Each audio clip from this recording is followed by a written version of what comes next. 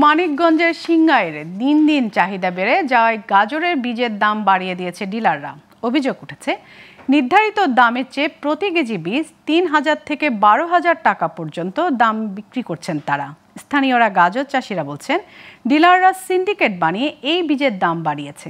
এই বিষয়ে উপজেলা প্রশাসন বলছে, এমন সিন্ডিকেটের বিরুদ্ধে দ্রুত ব্যবস্থা নেওয়া হবে। মানিকগঞ্জ থেকে সুজন মোল্লার তথ্য, ভিডিও চিত্রে ডেস্ক রিপোর্ট। দেশের মোট গাজর উৎপাদনের ৩৪ ভাগই চাষ হয় মানিকগঞ্জের সিংগাইর উপজেলায়। এখানে প্রতি বছর প্রায় ১,০০০ হেক্টর জমিতে গাজর চাষ করে চাষিরা, আর সরবরাহ করা হয় ঢাকা সহ দেশের বিভিন্ন বাজারে। তাই কৃষকরাও ঝুঁকছেন গাজর চাষে। এতে চাহিদা বেড়েছে বীজের। এই সুযোগে বীজের দাম বাড়িয়ে দিয়েছে অসাধু ডিলাররা। বীজের প্যাকেটে দাম লেখা থাকার পরও বেশি টাকায় বীজ কিনতে হচ্ছে কৃষকদের। এতে ক্ষুব্ধ তারা।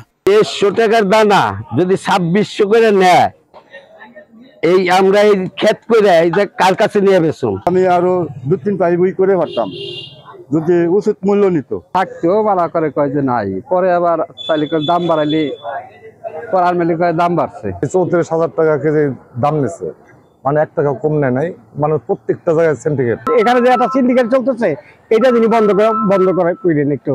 তবে স্থানীয় কৃষি কর্মকর্তা বলছেন, গাজর বীজের বাড়তি দাম নেওয়ার কোনো সুযোগ নেই। আর কেউ বেশি দামে বীজ বিক্রি করলে তদন্ত করে দ্রুত ব্যবস্থা নেওয়া হবে।